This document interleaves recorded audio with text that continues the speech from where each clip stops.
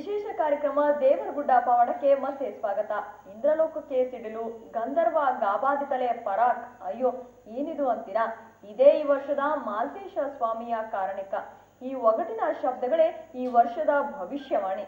ಎಲ್ಲರ ಮೈನವಿರೇಳಿಸುವಂತಹ ಈ ಕಾರಣಿಕವನ್ನು ಹೇಗೆ ಹೇಳ್ತಾರೆ ಅಂತ ನೀವೇ ನೋಡಿ. ಇಂದ್ರಲೋಕಕ್ಕೆ ಸಿಡಿಲು, ಗಂಧರ್ವ ಗಾಬಾದಿತಲೆ ಪರಾಕ್ ಎಂಬುದು ಈ ವರ್ಷದ ಕಾರಣಿಕ. ನವರಾತ್ರಿ ಪ್ರಾರಂಭದಿಂದ ಉಪವಾಸವಿದ್ದು ದೇವರ ಧ್ಯಾನ ಮಾಡೋ ಗೋರಪ್ಪ ಸಹಸ್ರಾರು ಭಕ್ತರ ನಡುವೆ ಸರಸರನ್ನೇ ಬಿಲ್ಲನ್ನೆಡ್ತಾನೆ. ನಂತರ ಗೋರಪ್ಪ ಸದ್ದಲ್ಲೇ ಪರಾಕ್ ಎನ್ನುತ್ತಾನೆ. ಕೂಡಲೇ ಆ ಪ್ರದೇಶದಲ್ಲಿ ಸಮಸ್ತವು ಮೌನ. ಬಿಲ್ಲಿನಿದ್ದ ಗೋರಪ್ಪ ದೇವರು ನುಡಿಸಿದಂತೆ ಒಗಟಿನ ರೂಪದಲ್ಲಿ ಕಾರಣಿಕ ಹೇಳಿ ಕೆಳಗೆ ಬೀಳ್ತಾನೆ.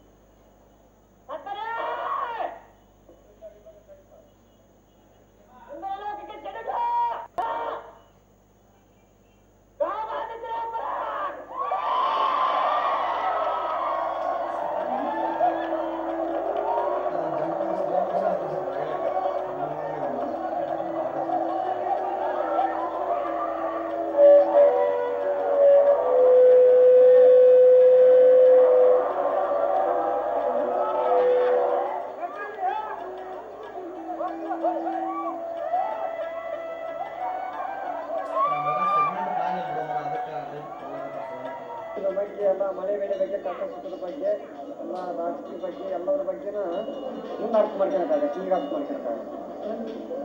ಆಗೋದೆಲ್ಲ ಕರೆ ಆಗುತ್ತೆ. ನೀವು ಹೇಳ್ತಿರೋ ಬಗ್ಗೆ ಎಷ್ಟು ವರ್ಷದಿಂದ ನಾವು ಈಗ 3 ವರ್ಷ ಆಯ್ತು. ಇದು ನೀವು ಏನು ಮಾಡ್ತೀರಾ? ಹೇಳಿ ಭಗವಂತ ಏನು ನುಡಿ ಕೊಡ್ತಾನೆ ಅದನ್ನು ನುಡಿಯೋದು. ಅವ ಏನು ನಮಗೆ ಅರ್ಥ ಆಗಲ್ಲ. ಏನು ಮಾಹಿತಿ ನಾವು ಏನು ನುಡಿತೀವಿ ಏನು ನುಡಿತೀವಿ ಅಂತ ಗೊತ್ತಾಗಲ್ಲ. ಪ್ರತಿ ವರ್ಷ ನಾವು 9 ದಿನ ನೀರಾರು ಇದ್ದ ನಾವು ಈ ಕಾರಣಿಕೆ ಮಾಡೋದು. 9 ದಿನ ನೀರಾರು ಊಟ ಮಾಡೋದು? ಇಲ್ಲ ಇಲ್ಲ, ಇವತ್ತು ಸಾಯಂಕಾಲ ಊಟ ಮಾಡೋದು. ಈ ಕಾರಣಿಕ ವರ್ಷದ ಭವಿಷ್ಯವಾಗಿದೆ. ಇದು ರೈತರು ರಾಜಕೀಯವನ್ನ ಆಧರಿಸಿದ್ದಾಗಿರುತ್ತದೆ. ಈ ಕಾರಣಿಕ ಕೇಳಿದ ಭಕ್ತರು ತಮ್ಮದೇ ರೀತಿಯಲ್ಲಿ ವ್ಯಾಖ್ಯಾನ ಮಾಡ್ತಾರೆ.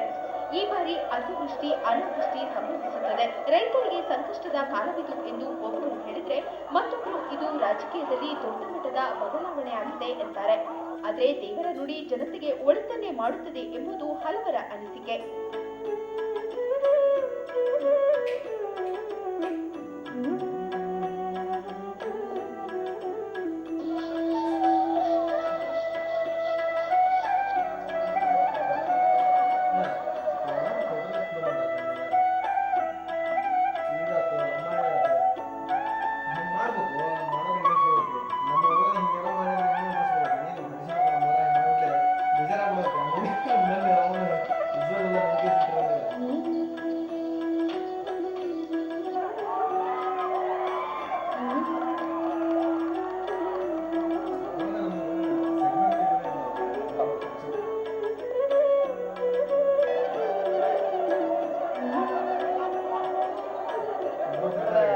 ಸ್ವಾಮಿಯ ಕಾರಣಿಕ ಇಂದ್ರಲೋಕದ ಸಿಡಿಲಿಗೆ ಗಂಧರ್ವ ಲೋಕ ನಡುಗಿತನೆ ಪರಾಕ್ ಅಂತ ಸ್ವಾಮಿ ನುಡಿಯನ್ನು ಹೇಳಿದ್ದಾನೆ.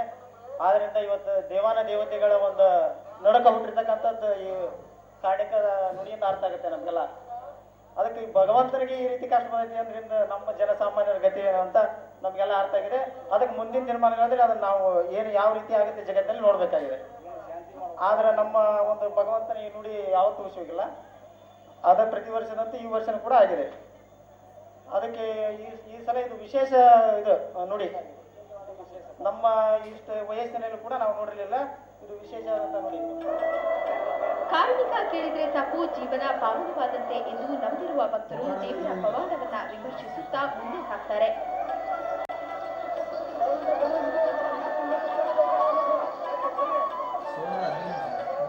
ವಿಶೇಷ ಕಾರ್ಯಕ್ರಮ ದೇವರಗುಡ್ಡ ಪವಾಡ ಮುಂದುವರಿತೆ ಬ್ರೇಕ್ನ ನಂತರ. ಗುಡ್ಡದ ಪವಾಡ Trihead. Attention, Wipro Smart Light CFL.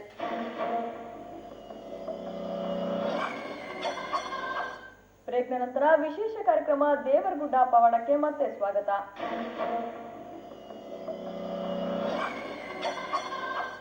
ಕೈಯಲ್ಲಿ ದೀಪದ ಸ್ಟ್ಯಾಂಡ್ ಸಿಕ್ಸ್ಕೊಂಡು ಮಂಗಳಾರತಿ ಮಾಡಲಾಗುತ್ತೆ. ಕಾಲಿಗೆ ಆಯುಧ ಚುಚ್ಚಿದರೂ ಇವರಿಗೆ ಏನೂ ಆಗಲ್ಲ.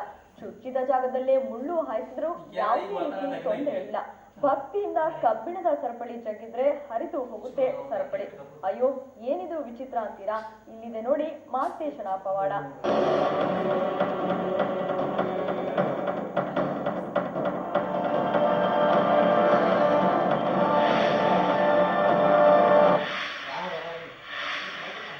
ದೇವರಗುಡ್ಡದಲ್ಲಿ ದಸರಾ ಹಬ್ಬದ ಸಂಭ್ರಮ ಮನೆ ಮಾಡಿತ್ತು. ನವರಾತ್ರಿಯ ಕೊನೆ ದಿನ ಪವಾಡಗಳೇ ನಡೆದವು.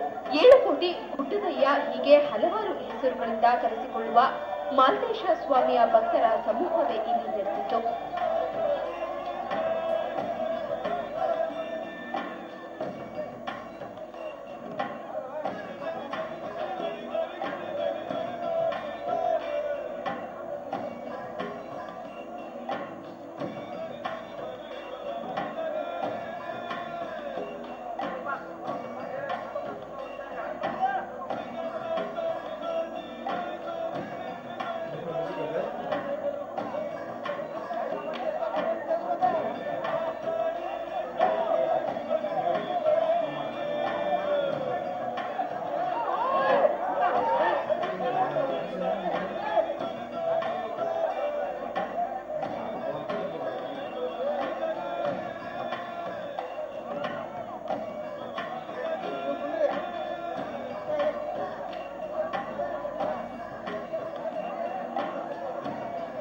ಇಲ್ಲಿ ಭಕ್ತರ ಕಾಲಿಗೆ ಆಯುಧಗಳನ್ನ ಚುಚ್ಚಲಾಗುತ್ತದೆ. ಚುಚ್ಚಿದ ಜಾಗದಲ್ಲಿ ಹಗ್ಗ ಮುಳ್ಳು ಹಾಕಿ ತೆಗೆಯಲಾಗುತ್ತೆ. ಈ ರೀತಿ ಆಯುಧ ಚುಚ್ಚಿಸಿಕೊಂಡ್ರೂ ಏನೂ ಆಗದ ರೀತಿಯಲ್ಲಿ ನಡೆದಾಡುತ್ತಾರೆ ದೇವರ ಭಕ್ತರು. ಇದೆಲ್ಲ ದೇವರ ಮಹಿಮೆ ಎನ್ನುತ್ತಾರೆ ಪವಾಡ ಮಾಡುವವರು.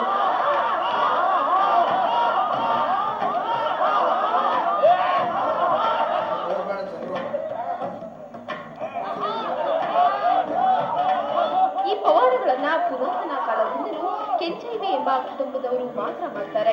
ಯಾವುದೇ ಆಯುಧ ಚುಚ್ಚಿದ್ರೂ ಇವರಿಗೆ ಏನೂ ಆಗುವುದಿಲ್ಲ. ಈ ಗಾಯಕ್ಕೆಲ್ಲ ದೇವರ ಭಂಡಾರವೇ ಮತ್ತು ಭಕ್ತಿಯಿಂದ ಕಬ್ಬಿಣದ ಸರಪಳಿಯನ್ನ ಸಲೀಸಾಗಿ ಹರಿಯುತ್ತೇವೆ. ಎಲ್ಲದಕ್ಕೂ ದೇವರ ಪ್ರೇರಣೆ ಆಗುತ್ತದೆ ಅಂತೆ.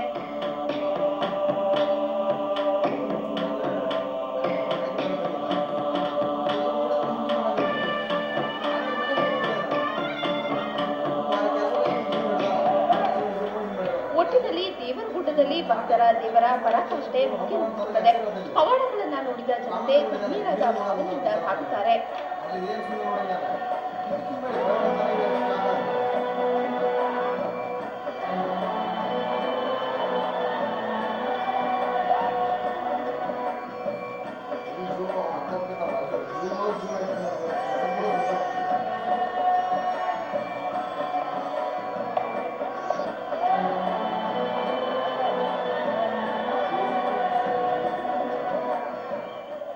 ಹಾವೇರಿಯಿಂದ ಸುಶೀಲ್ ಕುಮಾರ್ ನಾಡಿಗೇರ್, ಸಮಯ ನ್ಯೂಸ್.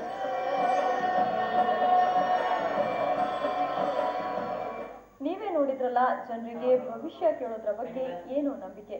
ಯಾವುದೇ ಚಿಕ್ಕ ಪುಟ್ಟ ವಿಷಯಗಳಿಗೂ ದೇವರ ಮೊರೆ ಹೋಗೋದು, ಭವಿಷ್ಯ ಕೇಳೋದು, ಅದು ಆಗಲಿಲ್ಲ ಅಂತ ನಿರಾಶೆ ಆಗೋದು, ಇವೆಲ್ಲ ಇಲ್ಲಿನ ಮನಸ್ಸುಗಳಿಗೆ ಮಾಮೂಲು.